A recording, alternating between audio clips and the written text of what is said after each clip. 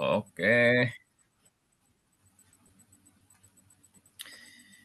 halo Pak Chan. Kami dari kelompok website pasien ingin mempresentasikan dan menemukan sedikit tentang website yang kami buat. Saya di sini Rizky Nathaniel Lukas sebagai front end developer. Dan di sini saya Regan Sunarta sebagai backend developer.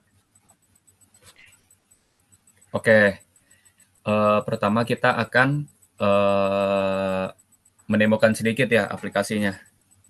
Baik, sini saya buka dulu. Nah, Boleh share screen.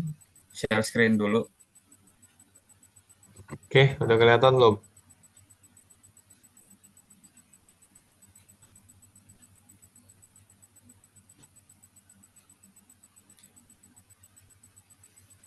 Nah, menjelaskan ya.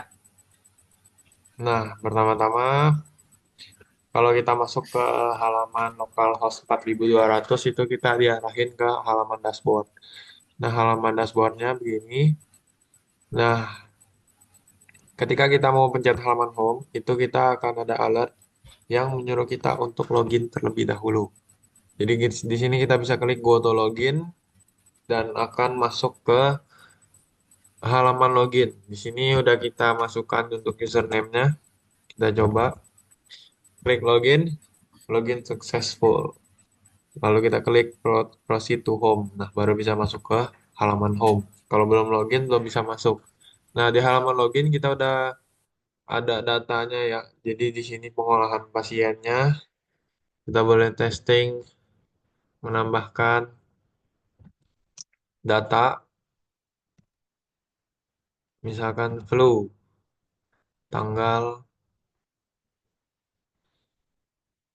tanggal hari ini misal today, add pasien, maka dia akan langsung masuk ke form di bawahnya. Tabel di bawahnya. Dan ini udah bisa diedit juga dan batuk update sukses pasien update successfully. Oke, delete juga udah berfungsi, akan download juga. Yes, delete it. Oke, untuk fungsi cerutnya sudah aman. Untuk read-nya ini bisa search, misalkan Kamal.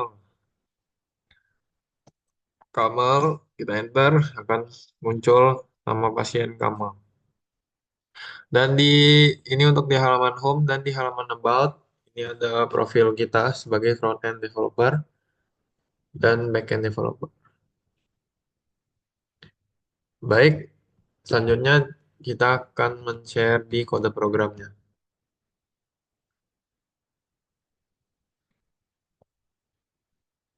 Dulu dulu tah, apa gua? Front end dulu ya. Oke. Mau di Oke, bagian yang mana? ngarahin. Pertama kita di bagian dashboard dulu deh. Login dulu ya. Login dulu ya.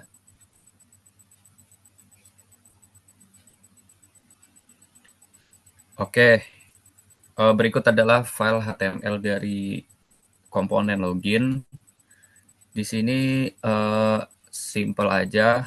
Kita memakai ng model untuk menarik data dan mengimport data. Lalu eh, di situ terlihat ada error message. Nah, error message ini akan keluar ketika username atau password yang diberikan oleh user itu tidak sesuai dengan username dan password yang sudah ada di database. Jadi dia akan keluar error message seperti itu. Lalu ketika login berhasil, dia eh, bisa mengakses tadi tabel pasien dan juga about. Jika belum login, dia belum bisa mengaksesnya gitu. Nah, coba scroll lagi dikit. Wah, kita juga di sini pakai apa Alert apa? Sweet alert. Sweet alert untuk memperbagus alertnya. Kalau alert biasa kan biasa di atas tuh. Nah tadi kan pakai sweet alert biar UI-nya lebih bagus gitu. Next, home. Oke, home HTML-nya seperti HTML biasa aja, tapi di sini kita masukin beberapa elemen-elemen seperti eh, simbol dan emoji gitu. Nah, di sini ada sedikit. Oke, scroll lagi bawah. Di sini di home juga pakai sweet alert untuk mempercantik tampilan alertnya.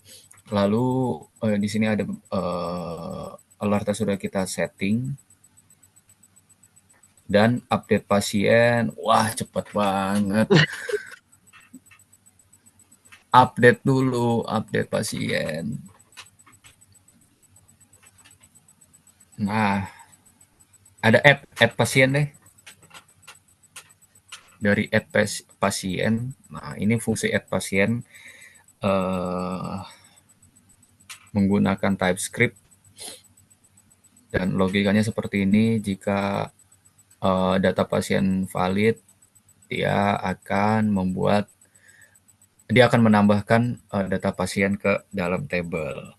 Lalu akan keluar sweet alert success. Oke, jika error dia akan keluar sweet alert error gitu. Next ke edit pasien. Edit pasien ini tadi itu adalah button, ketika diklik dia akan bisa edit, lalu akan tampil lagi di form-form pada tambah pasien. Lalu untuk update pasien ini untuk memperlengkap dari edit pasien. Ketika edit pasien diklik dan sudah diedit data pasiennya, dia akan update sesuai updatean data pasien seperti itu. Lalu delete pasien seperti biasa,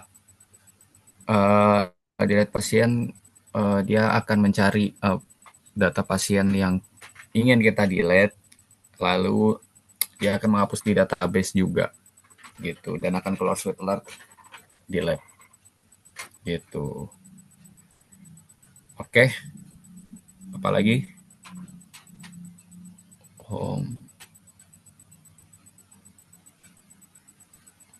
Nah, di dashboardnya tadi, di dashboard paling cuma tampilan aja sedikit. Paling di dashboard kan tadi ada nav dan navbar. Kita pakai navbar yang di atas ya. Lalu ada manage pasien. Nah, manage pasien ini dilihat, kalau kita perhatikan di sini ada router link. Router link ini seperti sama saja seperti href. Dia akan forward ke path yang kita mau. Kita ketika klik manage pasien, dia akan forward ke home gitu. Terakhir di halaman about. Oke, untuk kode halaman about begini aja, dengan menggunakan Bootstrap untuk mempermudah styling. Ya, gitu aja. Ada front end developer dan back end developer. Cukup dari front end, kurang lebihnya front end tampilannya seperti itu. Kita desain di HTML dan fungsi selebihnya itu ada di TypeScript-nya gitu. Next, untuk bagian back end. Nah, oke, di sini saya akan menjelaskan backend dari aplikasi website pasien kita. Di sini simple ya, cuma ada dua file. Kita menggunakan framework Express dari Node.js. Jadi di sini ada dua file, yaitu yang pertama login.js dan juga server.js. Tapi yang utamanya ada di server.js. Jadi di mana saya akan jelasin dulu dari login.js ini. Di mana ini isinya adalah mengatur koneksi API dengan database. Jadi dia yang mengatur middleware, endpoint,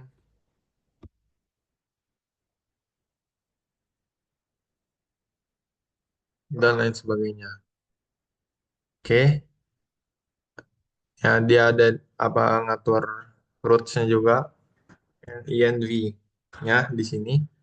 Lalu untuk file utamanya ada di server JS. Jadi kalau misalkan kita mau jalanin database, jalanin backend itu kita jalanin di server JS-nya. Karena di sini file utama di backend-nya, di sini ada middleware, terus koneksi ke database kita, localhost, terus pasien DB ini database kita. Lalu dia mengatur login juga di sini. Lalu dia ada get, app get, jadi ini buat yang select bintang from patients, nama tabelnya patients, jadi dia yang mengambil semua data dari database untuk dimasukkan ke API atau front end. Lalu ada yang get by ID, jadi bisa kita cari pasien berdasarkan ID-nya. Lalu ada metode post, di mana ini untuk menambah pasien.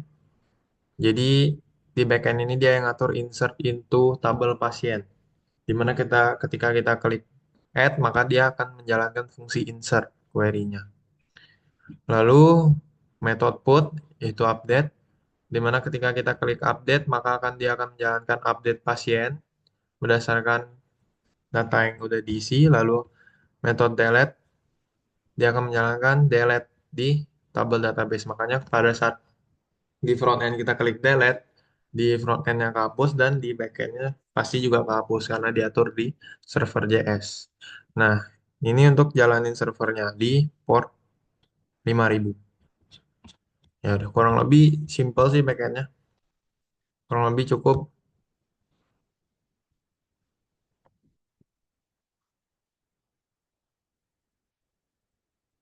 Oke, udah ya gitu aja ya.